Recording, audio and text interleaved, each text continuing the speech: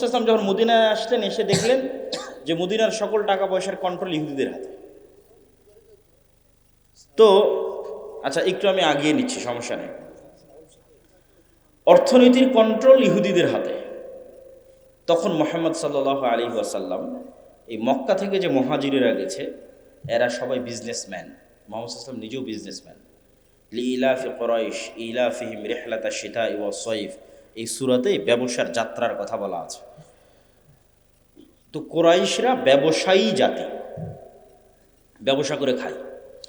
আর মদিনার আনসারীরা আপনাদের মতো কৃষিকাজ করে, তারা ব্যবসা বোঝে না বা কম বোঝে, ব্যবসা নিয়ে তাদের লেনদেন কম, তারা কৃষিকাজ নিয়ে ব্যস্ত থাকে। তো এই যে মক্কা থেকে যে বিরোধ করে আল্লাহর নবীর সাথে মদিনায় গেল, তারা সবাই ব্যবসা বুঝত। আল্লাহর নবী দেখলেন যে মদিনার অর্থনৈতিক কন্ট্রোল যদি ইহুদিদের হাতে থাকে, আমি কিভাবে রাষ্ট্র চালাবো। তখন আল্লাহর নবী আনসারীদের বললেন, এই শোনো, তোমাদের যা জমি জায়গা আছে, যা টাকা পয়সা আছে, তা ভাগ ভাগ করে একটা অংশ মুহাজির যারা খালি হাতে আসছে মক্কা থেকে, এদেরকে দিয়ে দাও। এরা ব্যবসা বুঝে, এরা ব্যবসা করতে পারবে। রাসূল সাল্লাল্লাহু আলাইহি সাল্লামের কথা শুনে আনসারীরা তাই করলেন। সবাই কেউ নিজের সম্পদের অর্ধেক, কেউ নিজের সম্পত্তি 3/1 ভাগ মুহাজিরদের দিয়ে দিলেন। আর মুহাজিরেরা ব্যবসা বুঝে, ওরা ব্যবসা শুরু করে দিল। অল্প কয়েকদিনের মধ্যে উসমান ইবনে আফফান, আব্দুর রহমান ইবনে আউফ, জুবাইর ইবনুল আওয়াম, এরা হচ্ছে কোটিপতি সাহাবী, মাল্টি বিলিয়নার সাহাবী। এরা রাসূল সাল্লাল্লাহু আলাইহি ওয়াসাল্লামের জীবদ্দশাতেই কোটিপতি হয়ে গেছিল। তো এরা যদি কোটিপতি না হতো, তাহলে ওই মদিনার অর্থনীতির কন্ট্রোল কাদের হাতে থাকতো? ইহুদিদের হাতে। এখন কি সমস্যা হতো, খালি একটা উদাহরণ বলি। মদিনায় গিয়ে যখন প্রথম রাসূল সাল্লাল্লাহু আলাইহি ওয়াসাল্লাম মসজিদে নববী তৈরি করে, তখন মসজিদে নববীর সামনের কুয়ার মালিক ইহুদি। সামনের কুয়ার মালিককে ইহুদি। আজকেও সৌদি আরবের সবচেয়ে বড় সমস্যা পানি। আজ থেকে 1400 বছর আগে তাহলে কত সমস্যা হতে পারে পানি নিয়ে। তো এখন এই মসজিদে নববীতে যারা সালাত আদায় করতে আসবে, এদের ওযু করা লাগবে। তো ওযু করতে এদের অনুমতি নিতে হবে কার? ইহুদির। তাহলে মাথাটা নত কার হচ্ছে? মুহাম্মদ সাল্লাল্লাহু আলাইহি ওয়াসাল্লামের। নত হচ্ছে না যে ইহুদি, তোমার এখানে আমার উম্মত ওযু করবে, একটু অনুমতি দাও। তাহলে অর্থনৈতিক মুক্তি ছাড়া মাথা উঁচু হয় না। মুহাম্মদ সাল্লাল্লাহু আলাইহি ওয়াসাল্লাম বললেন, কে আছে এমন যে কুয়া কিনে দিতে পারবে আল্লাহর সন্তুষ্টির জন্য? জান্নাত। উসমান ইবনে আফফান বলল, আমি আছি আল্লাহর নবী। আল্লাহু আকবার। তাহলে উনি যে ওনার টাকা দিয়ে মসজিদে নববীর সামনের কুয়াটা কিনে দিলেন, তাদের সম্মান কার রক্ষা হলো? মুহাম্মদ সাল্লাল্লাহু আলাইহি ওয়াসাল্লামের রক্ষা। মাথা উঁচু থাকলো। এই জন্য অর্থনৈতিক মুক্তি ছাড়া কখনো গোলামি থেকে মুক্তি হয় না। উম্মতে মুহাম্মাদি কখনো চাকুরিজীবী জাতি ছিলই না। এই উপনিবেশের পর তারা শিখেছে চাকরি করতে হয়। এটা আল্লামা ইকবালেরও সেম অ্যানালাইসিস, कि नहीं मकाम की खूगर तबीयत आज़ाद सैरे मिसाले नसीम पैदा कर हजार चश्मा फूटे तेरे संगे राह से खुदी में डूब के जरबे मूसा पाए जरबे कलीम पैदा कर। তো এই কবিতাটার অর্থ হচ্ছে, উনি বুঝাচ্ছেন যে মুসলমানেরা কখনো নির্দিষ্ট জায়গার মুখাপেক্ষী ছিল না। আপনি সব সাহাবীর জীবনী উঠিয়ে দেখেন যে সাহাবীদের 100%-এর 80% নিজ এলাকায় মারা যায়নি, 70%, 60% নিজ এলাকায় মারা যায়। ধরেন জন্ম হয়েছে মক্কায় অথবা মদিনায়, তারপরে ইসলামী খেলাফতের রাষ্ট্রের সীমানা যত বাড়তে থেকেছে, কেউ দাওয়াত নিয়ে চলে গেছে মিশরে। যেমন আবদুল্লাহ ইবনে আমর ইবনে আস চলে গেছে মিশরে, আবদুল্লাহ বিন আব্বাস চলে গেছে মক্কায়, আবদুল্লাহ বিন মাসউদ চলে গেছে কুফায়। তাহলে যতদূর পর্যন্ত ইসলামী রাষ্ট্র বাড়তে থেকেছে, এরা কোরআন এবং হাদিসের দাওয়াত নিয়ে ততদূর পর্যন্ত যেতে থেকেছে। কেউ কখনো মনে করেনি যে না, আমাকে এখানেই থাকতে হবে।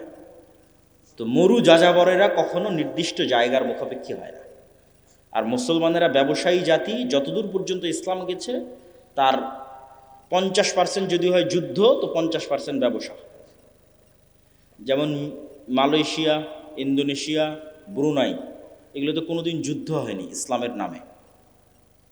তাহলে ওরা ইসলাম গ্রহণ করলো কিভাবে?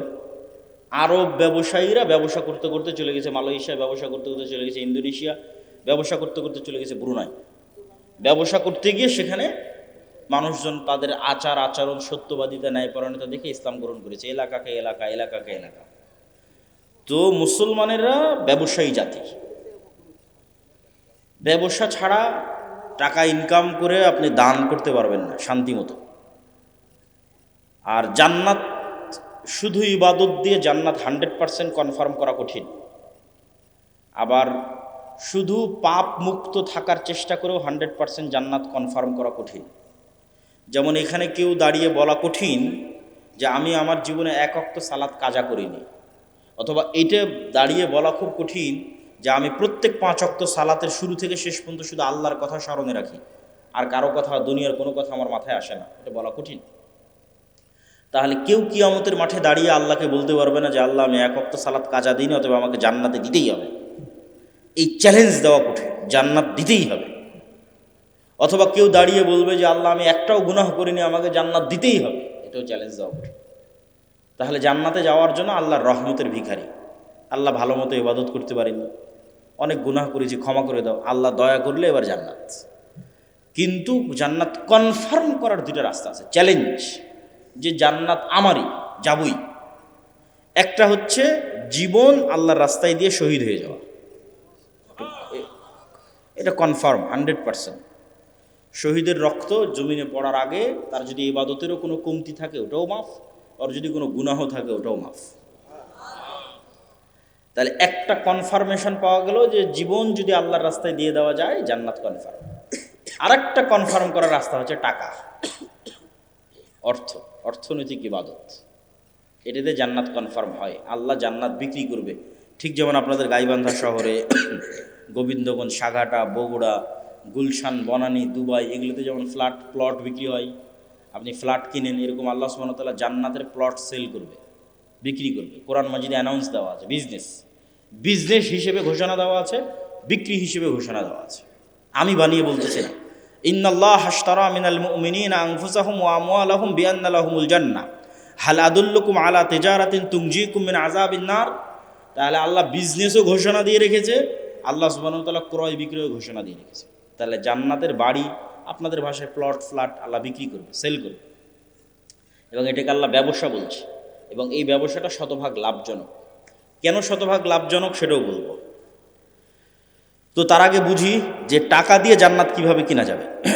দুনিয়াতে আল্লাহ সুবহানাহু ওয়া তাআলা অসংখ্য ইবাদতের কমতিতে টাকার জরিমানা দিয়ে মাফ করার ব্যবস্থা করেছেন, এবং অসংখ্য গুনাহের কাফফারায় টাকার জরিমানা দিয়ে মাফ করার ব্যবস্থা করেছেন দুনিয়াতে। যেমন কেউ হজ এবং ওমরা করতে গেছে, ওমরা করতে গিয়ে কোনো একটা ইবাদত ছুটে গেছে, বড় একটা ইবাদত, জামরায় হয়তো পাথর মারতে যেতে পারেনি, তাহলে ইবাদতে কমতি হয়ে গেছে। এখন আল্লাহ রাসূল বলতেছে ঠিক আছে, কমতি যেহেতু হয়ে গেছে, তুমি একটা দম, একটা দুম্বা, একটা খাসি আল্লাহর রাস্তায় কুরবানি করে দাও, ওইটা এটাকে মেকআপ করবে, কাভার দিবে। তাহলে টাকা দিয়ে ইবাদতের কমতি পূরণ করা যাচ্ছে। এবার গুনাহের কাফফারা, রমজান মাসে দিনের বেলায় কেউ তার স্ত্রীর সাথে সাংসারিক জীবনে গেছে, আল্লাহ সুবহানাহু ওয়া তাআলা কোরআনে আয়াত অবতীর্ণ করে বলতেছে গোলাম আজাদ করতে হবে, অথবা 60 জন মিসকিনকে খাওয়াতে হবে। তো গোলাম আজাদ করতেও টাকা লাগবে, 60 জন মিসকিনকে খাওয়াতেও টাকা লাগবে। তাহলে টাকাটা দিয়ে গুনাহের কাফফারা হচ্ছে দুনিয়াতেই। এই সেম নিজাম ব্যবস্থা কিয়ামতের মাঠেও থাকবে। যেমন দুনিয়াতে আপনি অসুখ বিসুখ পড়ে গেলে ক্লিনিকে, মেডিকেলে নিয়ে গেলে টাকা পয়সার দরকার হয়, বিদেশে নিয়ে গেলে আরও দরকার, সিঙ্গাপুর, থাইল্যান্ড, ব্যাংকক নিয়ে গেলে আরও টাকা লাগবে, ছেলে মেয়েকে স্কুল, কলেজ, ইউনিভার্সিটিতে পড়াতে টাকা লাগবে, বিপদ আপদ, বিবাহ শাদী টাকা লাগে, কেস, কোর্ট কাচারি, মামলা মোকদ্দমা টাকা লাগে, এগুলো টাকা দিয়ে পার হওয়া যায়। একই ঘটনা কিয়ামতের মাঠে ঘটবে। কিন্তু সমস্যা হচ্ছে কিয়ামতের মাঠে নতুন করে টাকা অ্যারেঞ্জ করার কোনো সিস্টেম নাই। কিয়ামতের মাঠে কারো থেকে ধার নেওয়ারও কোনো সিস্টেম নাই। তাহলে কিয়ামতের মাঠে আমাকে এবং আপনাকে ধনী অবস্থায় উঠতে হবে, যে আজ কিয়ামতের মাঠে উঠেছি কোটি টাকার মালিক অবস্থায়। তাহলে বাঁচার রাস্তা আছে। ইবাদতের কমতিতেও ওই কোটি টাকা কাজে দিবে, গুনাহের কাফফারাতেও ওই কোটি টাকা কাজে দিবে। মানুষ যারা পাওনাদার আসবে, আল্লাহ আমার নামে গীবত করেছে, অপবাদ দিয়েছে, মিথ্যা বলেছে, এই সেই যা আছে, হক দেয়নি, যা আসবে সবগুলো কাভার দেওয়া যাবে, মেকআপ দেওয়া যাবে যদি ধনী অবস্থায় কিয়ামতের মাঠে উঠে। যেমন দুনিয়াতে আপনি ধনী থাকলে কাভার দিতে পারেন যে কোনো সমস্যা, কিয়ামতের মাঠেও যদি ধনী অবস্থায় ওঠেন কাভার দিতে পারবেন, কিন্তু কিয়ামতের মাঠে ধনী অবস্থায় ওঠার জন্য এখন থেকেই ব্যাংকে জমা করতে হবে, আল্লাহর ব্যাংকে, পরকালের ব্যাংকে এখন থেকে জমা করতে হবে। এবং আল্লাহ সুবহানাহু ওয়া তাআলার সাথে এই ব্যবসা কেন লাভজনক সেটাও বলি। আল্লাহ যে বলছেন তোমরা আমার সাথে ব্যবসা করো, এটা শতভাগ লাভজনক। কেন লাভজনক?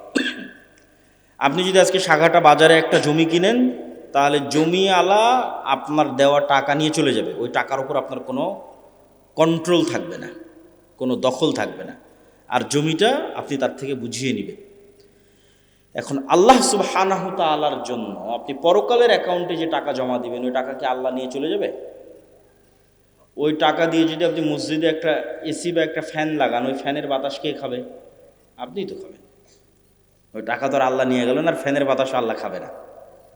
ধরেন আপনি টাকা দিয়ে একটা গরু জবাই দিলেন, ওই গরুর গোস্ত কে খাবে?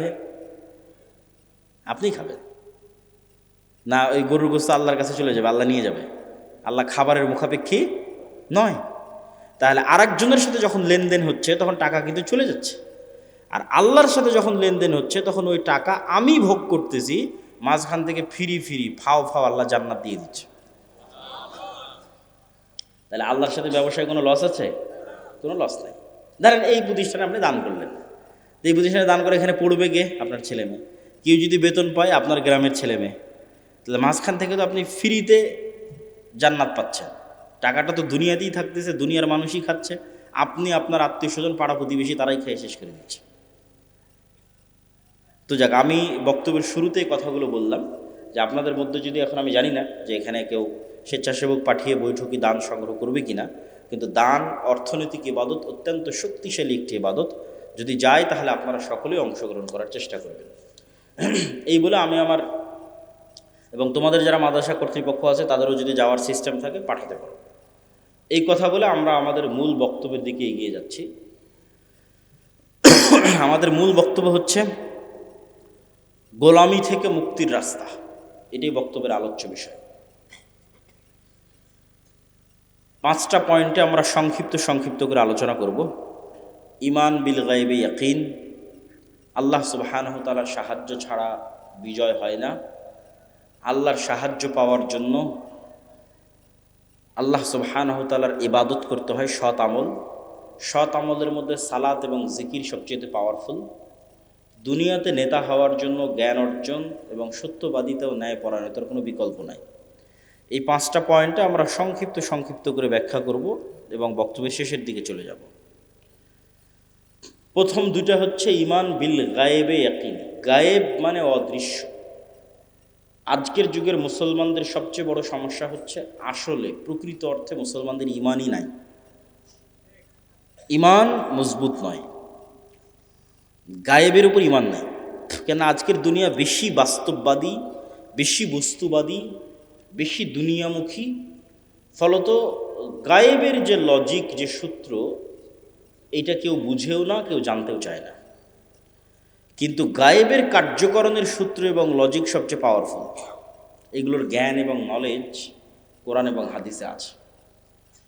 যেমন কিছুক্ষণ আগে দানের কথা বললাম, ওইটার সাথে একটা সূত্র দেখে, A+B² মতো সূত্র, যে দুনিয়ার লজিকে আমি যদি ধরেন পকেটে আমার 1000 টাকা থাকে, তাহলে 1000 টাকা থেকে যদি আমি 500 টাকা দান করি, এই যে 1000 টাকা, এখান থেকে 500 টাকা যদি দেই আপনাকে, তাহলে 500 টাকা দুনিয়ার কাগজে কলমের হিসাবে কমে গেল।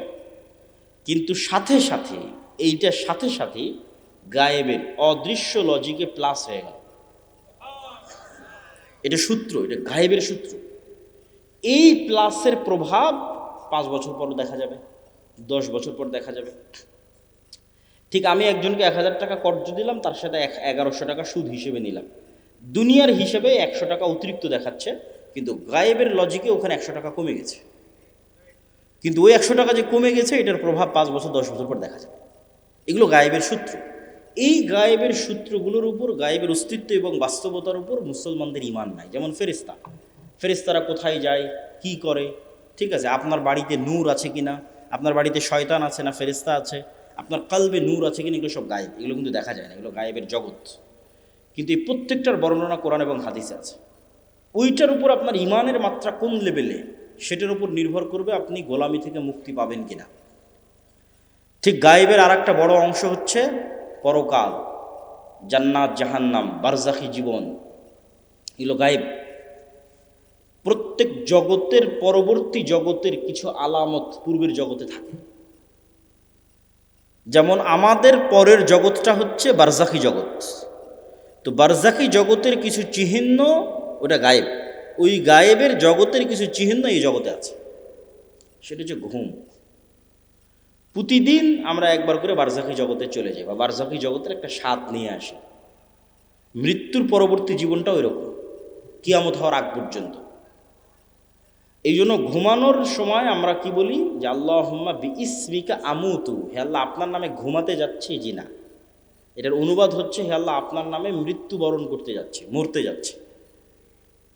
ঠিক পরের দিন সকালে যখন ঘুম থেকে উঠি তখন কিন্তু এটা বলা নাই যে আল্লাহ আপনার রহমত আপনার দয়া ঘুম থেকে উঠলাম। জি না, আহইয়ানা বাদামা আমাতানা, হে আল্লাহ মরে গেছিলাম, মরা থেকে বেঁচে উঠলাম। কি অনুবাদ দেখেছেন? দোয়ার অনুবাদ কি ভয়ঙ্কর, যে হে আল্লাহ মরে গেছিলাম, মরা থেকে সকালবেলা বেঁচে উঠলাম। তাহলে ওই যে মারা গেছিলাম রাতের বেলা, এটাই বারজাখি জগতের হালকা স্বাদ পরের জগতে। মানে আপনার মরার পরে কি হবে, ওই গায়েবের জগতের কিছু আলামত এই জগতে আপনি প্রতিদিন দেখতে পাচ্ছেন। এখন যারা ঘুম চলে গেছে এদের মধ্যে একদল মানুষের স্থায়ী মৃত্যু হয়ে যাবে ঘুমের মধ্যে, কেন আল্লাহ সুবহানাহু ওয়া তাআলা প্রত্যেক ঘুমন্ত বান্দার রূহকে তার নিকটে টেনে নেন। প্রত্যেক ঘুমন্ত বান্দার, পবিত্র কোরআনের আয়াত, যাদের যাদের বাঁচিয়ে রাখতে চান তাদের রূহগুলো আবার ফেরত দিয়ে পাঠান যখন তারা ঘুম থেকে ওঠে। তো রূহ মানে হচ্ছে দেখা, শোনা এবং চিন্তা করার শক্তি, এটা রূহ থেকে আসে। এই জন্য আমরা যখন ঘুমাই তখন আমার দেখার শক্তিও নাই, আমার শোনার শক্তিও নাই, আমার চিন্তা করার শক্তিও নাই, তাহলে এখন আমার রূহ নাই। শরীরের সাথে একটা সম্পর্ক বজায় রেখে বের হয়ে গেছে, হালকা একটা সম্পর্ক বজায় রেখে বের গেছে। ওই সম্পর্কটা যদি আল্লাহ কাট করে দেয় এটা স্পট ডেড, আর উঠতে পারবে না পরের দিন সকালে। কিন্তু রুহের প্রকৃত কাজ হচ্ছে দেখা, শোনা, চিন্তা করা, এটা রুহের প্রকৃত কাজ। ঘুমের সময় যখন এই কাজগুলো অফ হয়ে যায় তখন রুহ বের হয়ে যায়। ঠিক এবার বারজাকি জগতে যখন আপনি চলে গেছেন তখন পরের জগতের কিছু আলামত আপনি কবরের জগতে পাবেন। মানে পরের জগৎটা তো জান্নাত এবং জাহান্নাম, কিয়ামতের পরের যে জান্নাত জাহান্নাম, তোর কবরে থাকা অবস্থাতেই জান্নাতের মৃদু আবহাওয়া আসবে, তাহলে আলামত দেখাচ্ছে যে এর পরের যে জগৎ সে জগতে তুমি জান্নাতে যাবা, সেটার কিছুটা আলামত নেও। যেমন দুনিয়াতে থাকতে তুমি ঘুমের মাধ্যমে পরের জগতের কিছু আলামত নিতা, এখন তুমি বারজাকি জগতে আছো, এখানে থাকা অবস্থায় এর পরের জগতের কিছু আলামত নেও। যদি জাহান্নামের হয়, শাস্তিযোগ্য বান্দা হয়, তাহলে জাহান্নামের গরম বাতাস আসতে থাকে তার কবরে। সরাসরি কিন্তু ওকে জাহান্নামে দেওয়া হয়নি, সরাসরি জান্নাতে দেওয়া হয়নি, কিন্তু তার পরের জগতে কি হবে তার কিছু ফিলিংস সে ওখানেই পাচ্ছে। এবং মানুষের আমলের ধরন অনুযায়ী এই রূহগুলো বিভিন্ন পর্যায়ে থাকে, আমলের ধরন অনুযায়ী। যেমন যারা শহীদ তাদের রূহগুলো পাখি হিসেবে জান্নাতে উঠতে থাকে এবং খাবারও গ্রহণ করতে থাকে, ইউরজাকুন, রিজিক দেওয়া হয়। তাহলে যারা শহীদ হয়ে গেল এদের রূহ পাখি হিসেবে জান্নাতে উঠতেছে। এদের চেয়েতেও যারা শ্রেষ্ঠ, শহীদদের চেয়েতেও যারা টপ লেভেলের রূহ, তারা আল্লাহ সুবহানাহু ওয়া তাআলার আরশের নিচে ঝুলন্ত অবস্থায় থাকে বারজাকি জগতে। এদের চাইতেও যারা টপ লেভেলের শ্রেষ্ঠ তারা হচ্ছে নবীরা। তারা দুনিয়া থেকে মৃত্যুবরণ করেছে, কিন্তু নবীদের বারজাকি জগতের জীবনযাপন আরও উন্নত পর্যায়ে, মানে কোয়ালিটি আরও বেশি। কোয়ালিটিটা কেমন? রাসূলুল্লাহ সাল্লাল্লাহু আলাইহি ওয়াসাল্লাম যখন গেলেন প্রথম আসমান, দ্বিতীয়, তৃতীয়, চতুর্থ, পঞ্চম, ষষ্ঠ, সপ্তম সব আসমানে নবীদের সাথে কথা হয়েছে। তো নবীরা তো মরে গেছে দুনিয়াতে, তাহলে ওখানে কীভাবে কথা হচ্ছে? নবীদেরকে সাথে করে না সালাত কীভাবে হচ্ছে? তথা নবীদের বারজাকি জগতের যে জীবন, সেটা বারজাকি জগতে আর যত রূহ আছে তাদের চেয়ে টপ কোয়ালিটির জীবন, যেখানে ইবাদত করাও সম্ভব, যেখানে কথা বলাও সম্ভব। মুসা আলাইহিস সালাম তো কতদিন আগে মরে গেছে, কিন্তু মুসা আলাইহিস সালামের সাথে মুহাম্মদ সাল্লাল্লাহু আলাইহি ওয়াসাল্লামের দেখা হচ্ছে মেরাজের সফরে এবং কথা বলতেছে। তো এটা হলো বারজাকি জগতের জীবন, যেটা কিয়ামতের পূর্ব পর্যন্ত এবং মৃত্যুর পরের। তাহলে এগুলো তো গায়েব। এই গায়েবগুলোর উপর আপনার ঈমান, ইয়াকিন কোন পর্যায়ের, আপনি কোন জায়গা থেকে এগুলোর উপর ঈমান রাখেন? এগুলো কি আপনি চোখে দেখতে পাওয়ার মতো ঈমান রাখেন, না বাস শুনলাম দেখলাম শেষ? যতক্ষণ পর্যন্ত চোখে দেখতে পাওয়ার মতো ঈমান অর্জন এই জিনিসগুলোর উপর না হবে, ততক্ষণ পর্যন্ত গোলামি থেকে মুক্তির রাস্তা তৈরি হবে না। এই জন্য ঈমান মজবুত করা সবচেয়ে জরুরি। আর যদিও আজকের দুনিয়ার বস্তুবাদী জগতে মনে হচ্ছে যে বস্তুবাদী জগতে কিভাবে গায়েবের উপর ঈমান রাখা যায়, কিন্তু আমি চিন্তা করে দেখলাম যে এই বস্তুবাদী জগতে গায়েবের উপর ঈমান মজবুত করার আরও বেশি রাস্তা তৈরি হয়েছে। আমার চিন্তা, আমি উল্টাভাবে চিন্তা করেছি যে মানুষ মনে করতেছে যে সে মোবাইলের আনন্দ বিনোদনের মধ্যে ডুবে যাচ্ছে, মদ জুয়া আড্ডা, পৃথিবীতে এমন কোনো গুনাহের রাস্তা নেই যেটা বর্তমানে উন্মুক্ত হয়নি, ফলত সে কীভাবে গায়েবের উপর ইয়াকিন রাখবে? গায়েবের তো কোনো আলামত কোথাও দেখাই যায় না। কিন্তু আমি চিন্তা করে দেখলাম যে না, আমরা আধুনিক যুগে যা যা ব্যবহার করতেছি তা আমাকে গায়েবের প্রতি ইয়াকিন তৈরি করতে আরও বাধ্য করা উচিত। কিভাবে আপনাকে বলি, আজ থেকে 100 বছর আগে এই সাঘাটার কোনো মানুষকে যদি এখন জীবিত করা হয়, 100 বছর আগে এই প্রোগ্রামে নিয়ে এসে বসানো হয় মুরব্বির জায়গায়, দিয়ে তাকে আমি বলবো যে মুরব্বি, আমি এখন যে কথা বলতেছি আমার এই কথাটা না 1000 কিলোমিটার দূরে আমেরিকাতে এখন বাজতেছে, এখন আমার এই কথা উড়ে গিয়ে আমেরিকাতে এখন বাজতেছে, কয়েক হাজার কিলোমিটার দূরে। মুরব্বি তো বিশ্বাস করতে পারবে না যে বলে এখানে, বলবে এখানে, বাজবে লন্ডনে সাথে সাথে, এ কেমনি সম্ভব? এ তো গায়েব। এটা কিন্তু 100 বছর আগে এটাই গায়েব, 100 বছর আগে এটাই গায়েব। অথচ আমি কথা বললে আমার এই কথা উড়ে আমেরিকা, পৃথিবী যেই দিন সৃষ্টি হয়েছে সেই দিন থেকেই যায়। বুঝেননি মনে হয় আমার কথা? এটা মানুষ জানতো না। এটা তো আলোর গতির মধ্যে, আলোর মধ্যে ডাটা ট্রান্সফার হয়, এই জ্ঞান মানুষের ছিল না। কিন্তু ট্রান্সফার তো ভাই যেই দিন থেকে আল্লাহ পৃথিবী সৃষ্টি করেছে সেই দিন থেকেই হয়।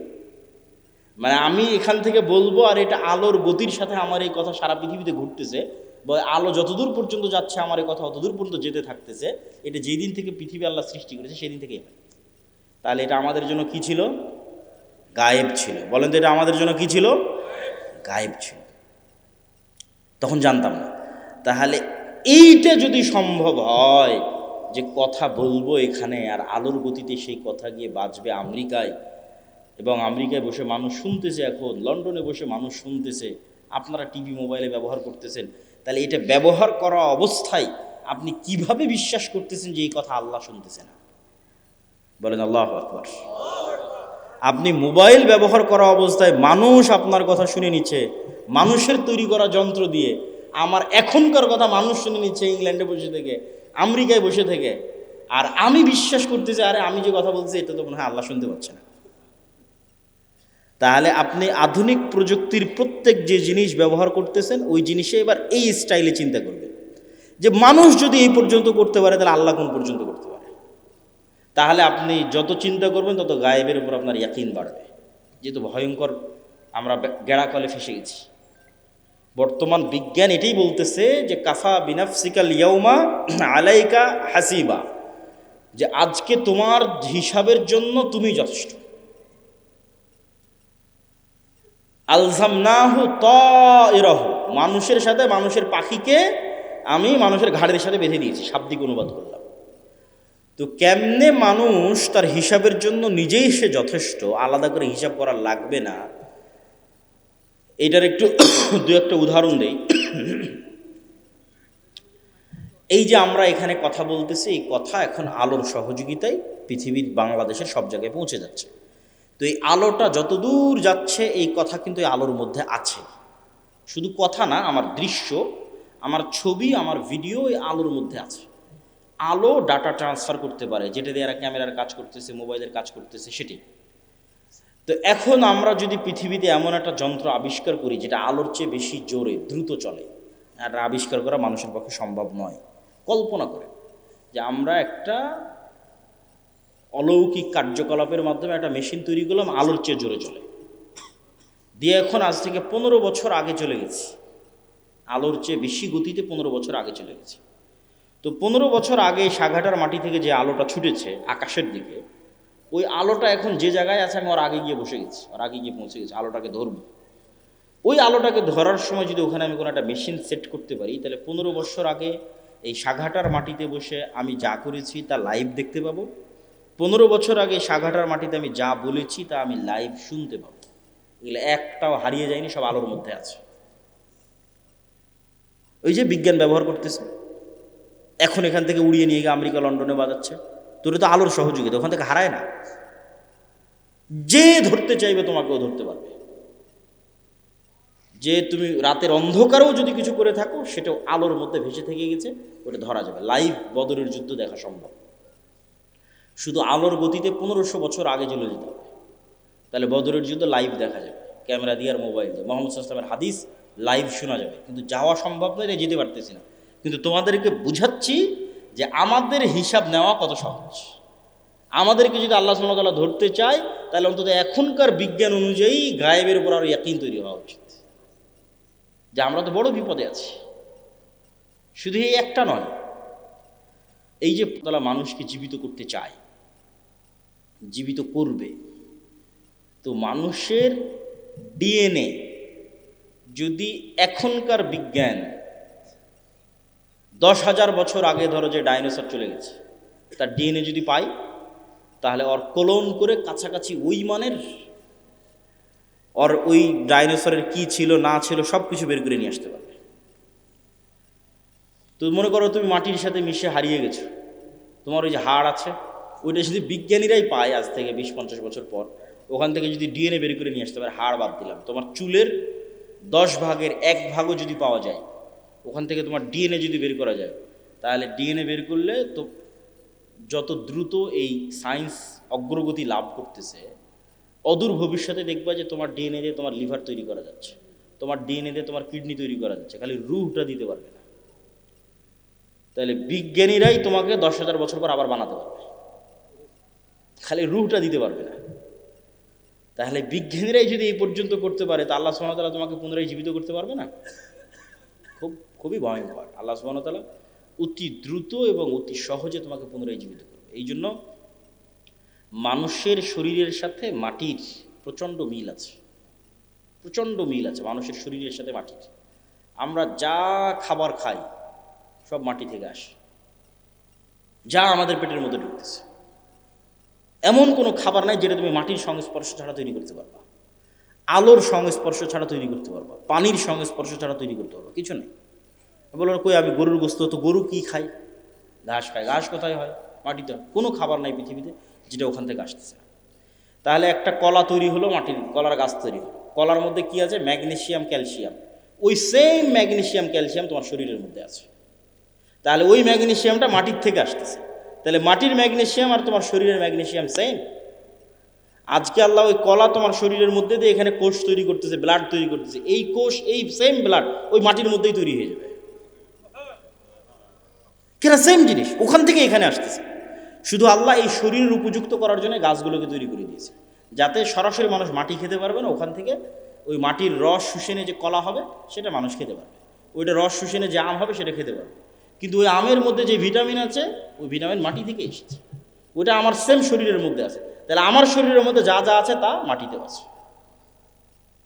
তাহলে মাটিতে সেল তৈরি করা মানে শরীরের কোষ তৈরি করা, মাটির মধ্যে কোষ তৈরি করা, মাটির মধ্যে ব্লাড তৈরি করা, এটা অনটুর ব্যাপার, সেকেন্ডের ব্যাপার। এই জন্য কবর থেকে মানুষ তরতর তরতর করে তরতাজা গাছের মতো পরকালে কবর থেকে উঠে আসবে, মাটি থেকে উঠে আসবে। তো সম্মানিত উপস্থিতি, তাহলে আপনি গায়েবের উপর যতক্ষণ ইয়াকিন তৈরি না করবেন ততক্ষণ আপনি সঠিক সিদ্ধান্ত নিতে পারবেন না। আপনার কাছে মনে হবে এই দুনিয়াই আমার কাছে সব কিছু, অতএব আপনার সকল সিদ্ধান্ত হবে দুনিয়ামুখী। আর যখন আপনি মনে করবেন যে না এই দুনিয়া আমার কাছে কিছুই নয়, আসলে আমার প্রকৃত বসবাসের জায়গা জান্নাত, অতএব আমাকে এখানে বসে থেকে জান্নাতে ঘর বানাতে হবে, আমাকে এখানে বসে থেকে জান্নাতের বাগানে গাছ লাগাতে হবে, আমার স্থায়ী থাকার জায়গা হচ্ছে জান্নাত। এই কল্পনাটা যেই দিন যত মজবুত হবে তত গোলামি থেকে মুক্তির রাস্তা সহজ হবে। এই কল্পনাটা মজবুত হওয়া জরুরি। আল্লাহ সূরা বুরুজের মধ্যে বলছেন ওমা রাকামু মিনহুম ইল্লা ইউমিনু বিল্লাহিল আজিজিল হামিদ, যে সূরা বুরুজের ঘটনায় পুরো একটা এলাকার মানুষকে জ্বলন্ত আগুনে নিক্ষেপ করে দেওয়া হয়েছে, হয় ঈমান পরিত্যাগ করো না হলে আগুনে ঝাঁপিয়ে পড়ে মরে যাও। তো মা তার কোলের সন্তান সহ আগুনে ঝাঁপ দিয়ে পড়ে যাচ্ছে। এটা কেমনে সম্ভব? এটা সম্ভবের একটাই রাস্তা, ওরা যে আগুনে ঝাঁপ দিচ্ছে ওই আগুনকে ওরা নিশ্চিত জান্নাত মনে করতেছে, আর বাড়িতে ফিরে গেলে যে এসি ফ্রিজ ফ্যানের বাতাস আছে ওইটাকে ওরা নিশ্চিত জাহান্নামের আগুন মনে করতেছে। শুধু মনে করা নয়, ইয়াকিনের লেভেলে ওদের বিশ্বাস। ফলত ওরা আগুনে ঢুকতেছে না জান্নাতে ঢুকতেছে? জান্নাতে ঢুকতেছে। এটা ছাড়া আপনি ঢুকতে পারবেন না। এই লেভেলের ইয়াকিন ছাড়া আপনি ঢুকতে পারবেন না। ওরা তো আগুনে ঢুকতেছে না, জান্নাতের মধ্যে ঢুকতেছে, দেখতে পাচ্ছে এটা জান্নাত। এই সেম পরীক্ষা তো দাজ্জালের পরীক্ষা এরকমই হবে। দাজ্জালের জান্নাত হবে জাহান্নাম, দাজ্জালের জাহান্নাম হবে জান্নাত।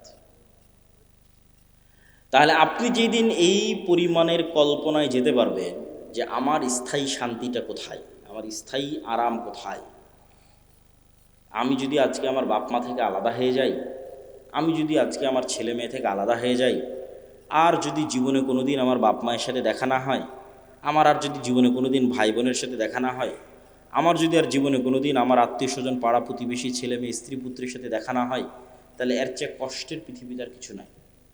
এটা তাহলে কোনো জীবনই হলো না। বরং যদি এর বিপরীতটা হতো, যে এই যমুনা নদীর পাড়ে আমার একটা বিশাল বাড়ি থাকলো, বাংলো বাড়ি, আর সেই বিশাল বাংলো বাড়িতে আমি স্থায়ীভাবে আমার ছেলে মেয়ে স্ত্রী পুত্র বাপ মা সবাইকে নিয়ে, কোনো মৃত্যু নেই, কোনো অসুখ নেই।